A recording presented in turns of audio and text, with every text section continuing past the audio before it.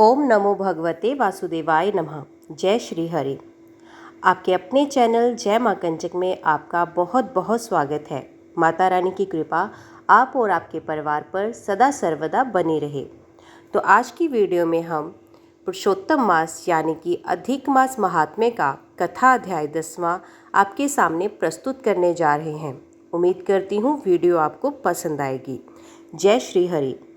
नारद जी बोले, हे तपोनिधे, परम क्रोधी दुर्वासा मुनि ने विचार करके उस कन्या से क्या उपदेश दिया, सो आप मुझसे कहिए।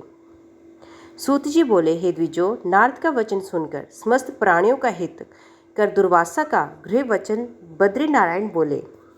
श्री नारायण बोले, हे नारद, मेघावी ऋषि की कन्या के दुख को दूर करने के लिए दुर्वासा ऋषि ने जो कहा वह सुनो। दुर्वासा ऋषि बोले, हे सुंदरी, गुप्त से भी गुप्त उपाय मैं तुझसे कहता हूँ। ये विषय किसी से भी कहने योग्य नहीं है, तथापि तेरे लिए तो मैंने ये विचार ही लिया है।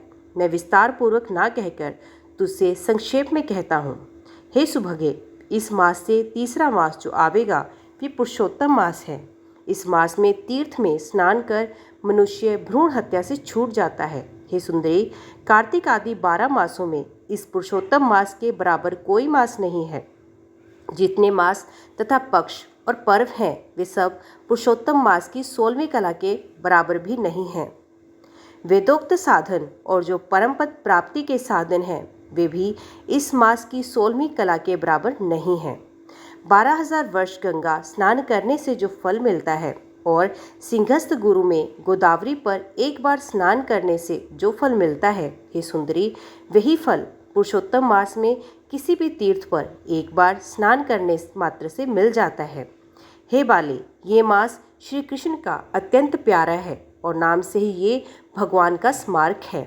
इस मास में पुरुषोत्तम भगवान की सेवा पूजा करने से समस्त कामनाएं सिद्ध होती हैं।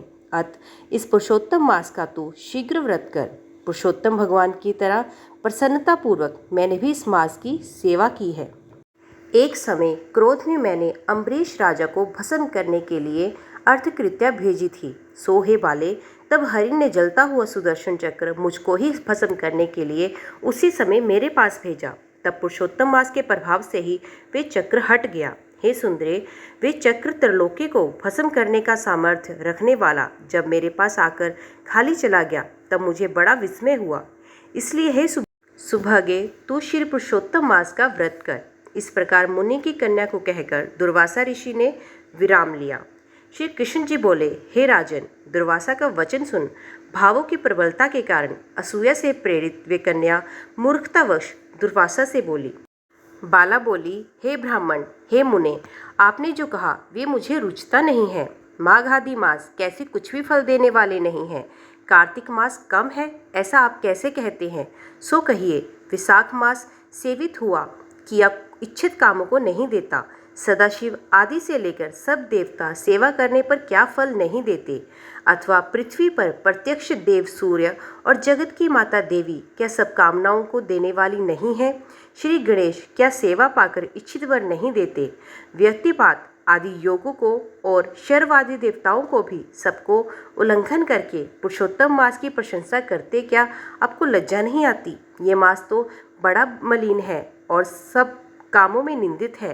हे मुने, इस रवि की संक्रांति से रहित मास को आप श्रेष्ठ कैसे कह सकते हैं? सब दुखों को छुड़ाने वाले परम श्री हरि को मैं जानती हूँ। हे देव, दिन रात श्री हरि का चिंतन करती मैं जानकी पति राम और पार्वती पति शंकर के सिवाय और किसी को नहीं देखती हूँ। हे विपेंद्र, अन्य कोई भी देवता ऐसा नहीं है जो मेरे इस दुख को दूर करे। अतः मुने, इन सब फलदाताओं को छोड़कर कैसे इस मलमास की स्तुति आप कर रहे हो? इस प्रकार ब्राह्मण कन्या का कहा हुआ सुनकर दुर्वासा मुनि शरीर से एकदम ज्वाल्यमान हो गए और नेत्र क्रोध से लाल हो गए। इस प्रकार क्रोध आने पर भी कृपा करके मित्र की कन्या को श्राप नहीं दिया और सोचने लगे कि ये मूर्खा है, हित अहित को नहीं जानती, अभी बुद्धि इसकी पूर्ण नहीं है। पुरुषोत्तम मास के महात्म्य का विद्वानों को भी पता नहीं है, तो थोड़ी बुद्धि वाले पुरुष और विशेष करके कुमार कन्याओं को कैसे ज्ञान हो सकता है? ये कुमारी कन्या माता पिता से रहित दुख अग्नि से जली हुई है, अति उग्र मेरे श्राप को कैसे सहन कर सकती है? इस प्रकार सोचकर कृपा से मन में उठे क्रोध को शांत किया और स्वस्थ होकर दुर्वासा मुनि उस अति विवल कन्या से बोले। दुर्वासा ऋषि बोले, हे मित्रपुत्री, तेरे ऊपर मेरा कुछ भी क्रोध नहीं है। हे निर्भाग्य, जो तेरे मन में आवे वैसा ही कर। हे बाले, और कुछ भविष्य कहता हूँ सुन। पुरुषोत्तम मास का जो तूने अनादर किया है उसका फल तुझे अवश्य मिलेगा, इस जन्म में मिले अथवा दूसरे जन्म में मिले। अब मैं नर नारायण के आश्रम में जाऊंगा। तेरे पिता मेरे मित्र थे, इसलिए मैंने शाप नहीं दिया। तू बाल भाव के कारण अपने शुभाशुभ तथा हिताहित को नहीं जानती। शुभाशुभ भविष्य को कोई टाल नहीं सकता। अच्छा, हमारा बहुत समय व्यतीत हो गया, अब हम जाते हैं, तेरा कल्याण हो। श्री कृष्ण बोले। ऐसा कहकर महाक्रोधी दुर्वासा मुनि शीघ्र चले गए। दुर्वासा ऋषि के जाते ही पुरुषोत्तम की उपेक्षा करने के कारण कन्या निष्प्रभा हो गई।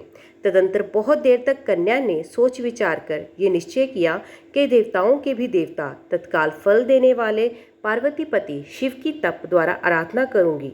हे नृप, मेधावी ऋषि की कन्या ने मन से इस प्रकार निश्चय करके अपने आश्रम में ही रहकर भगवान शंकर के कठिन तप करने को तत्पर हो गई। सूत जी बोले, बहुत फलों के दाता लक्ष्मीपति को और वैसे ही सावित्रीपति ब्रह्म को छोड़कर एवं दुर्वासा के प्रबल वचन की निंदा कर वे ऋषि कन्या अपने आश्रम में ही अंधक को मारने वाले शंकर की सेवा के लिए तत्पर हो गई। ओम नमो भगवते वासुदेवाय नमः। जय श्री हरि। तो दोस्तों, आज की वीडियो में बस इतना ही। उम्मीद करती हूँ वीडियो आपको पसंद आई होगी। वीडियो पसंद आई हो तो वीडियो को लाइक और चैनल को सब्सक्राइब ज़रूर कीजिएगा। तो मिलते हैं अगले अध्याय के साथ। तब तक के लिए देखते व सुनते रहिए। जय मां कंजक, जय माता दी।